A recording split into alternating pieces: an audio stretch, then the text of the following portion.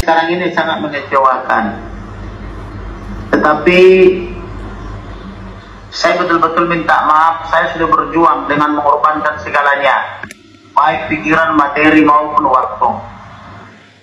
Saya membiayai semua perkara ini, tapi saya tidak bermaksud mengungkit-ungkit itu. Tetapi karena Presiden tidak mau berbuat sesuatu, maka pada akhirnya, kecuali hanya 4 kali mengatakan gugat seterang-terangnya, memang kita harus akui dia mengatakan itu 4 kali dalam 4 kali momen. Pada akhirnya apa yang saya perkirakan, perkara ini akan menjadi balilut, sudah terjadi. Artinya sudah 3 bulan perkara ini, sejak Juli, Agustus, September, perkara tidak terang-terang. Padahal saya katakan dulu, kalau saya yang menjadi penyidik setengah hari, saya garansi selesai. Tidak sampai seminggu sudah P21 tahap 2. Itu dengan kecerdasan saya. Tetapi karena Presiden membiarkan Polri terjebak dalam lumpur itu, akhirnya mereka sampai dengan hari ini mereka tetap tidak bisa keluar. Sehingga harusnya sudah banyak tersangka, minimal 35-30 tersangka. Yang tersangka sampai hari ini baru 5 ditambah dengan 7. Yang 7 itu pun juga salah satu dari 5 itu, yaitu tersangka obstruction of justice. Oleh karena itu, saya atas nama penasihat hukum atau tim penasihat hukum atau sebagai tim penasihat hukum menyampaikan permohonan maaf kepada seluruh warga negara Indonesia karena tidak bisa memenuhi harapan masyarakat. Kemudian saya juga memohon maaf atas nama keluarga karena Pak Samuel sebagai orang tua daripada almarhum sudah menyatakan sudah selesai, atau anak saya nggak bisa kembali. Kemarin ketika saya ke Jambi, beliau berpesan sudah cukuplah, kami udah capek Pak, kami mendengar aja capek. Demikian juga masyarakat bilang kami hanya mengikuti saja capek, apalagi Bapak yang melakukan, katanya. Saya sebagai yang melakukan, walaupun saya sampai sakit-sakitan, sampai batuk-batuk, melayani 3.000 sampai 4.000 WhatsApp per hari, melayani berbagai televisi bisa 3 sampai 5 kali sehari, saya sebenarnya nggak merasa capek. Tetapi karena di kepolisian tidak bergerak atau sangat lamban, maka Pak Samuel di hari Sabtu yang kemarin mengatakan sudah cukuplah, oh anak saya tidak bisa kembali hidup lagi, katanya, dan sebagainya. Walaupun di kalangan perempuan-perempuan pemberani, yaitu istrinya itu Rosti maupun adik-adiknya semua, termasuk anaknya, semua masih bersemangat mau menuntaskan. Tetapi kami mau mengatakan tidak mungkin kami bisa bertepuk sebelah tangan. Tentu harus saling bahu-membahu. Oleh karena itu, ini mungkin sudah takdir kita karena hidup di negara Indonesia, negara yang sangat munafik, yang rajin beragama tapi tak bertuhan.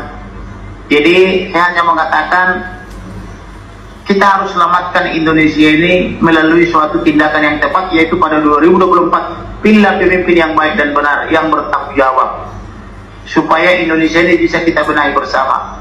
Kemudian sebenarnya kalau saya perhatikan, lebih banyak orang baik dan benar di Indonesia ini, tetapi tidak peduli. Terbukti ketika saya ke daerah, baik itu wanita, anak-anak sampai dewasa, baik yang tidak berkerudung sampai yang berkerudung, semua tak ada malu-malu memeluk saya, memeluk dengan mengatakan terima kasih. Artinya mereka rindu negara ini menjadi negara yang baik. Tetapi kita kurang kompak memperbaiki negara ini. Oleh karena itu ke depan kita harus kompak, jangan mau diadu domba, jangan mau dikatakan aku Pancasila, kamu khilafah. Semua kita menganut filosofi atau falsafah Pancasila. Jadi kalau dikatakan kamu teroris, aku Pancasila, jangan mau. Kita semua adalah warga negara yang taat Pancasila, berideologi Pancasila. Jangan mau dituduh-tuduh teroris dan khilafah. Saya sudah diundang ke pesantren, diundang ke gereja, diundang kemana-mana. Saya lihat semua orang baik-baik. Bahkan minggu lalu saya diundang oleh salah satu tokoh NU, yaitu Kiai Haji Husnuril Arifin, sahabat saya. Saya oleh mereka itu diberikan gelar santri kehormatan. Mereka sangat bangga sama saya pun sangat bangga memiliki mereka.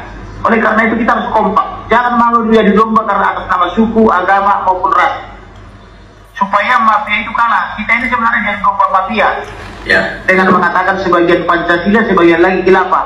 Kita semua Pancasila kok. ideologi kita, ideologi Pancasila, 1245, Bhinneka Tunggal Ika, dan NKRI. Gitu. Jadi oleh karena itu di 2024 inilah momen yang tepat, nanti pilihlah pemimpin yang baik dan benar. Untuk saat ini memang kita harus siap-siap kecewa. Karena kenapa? Karena inilah adanya.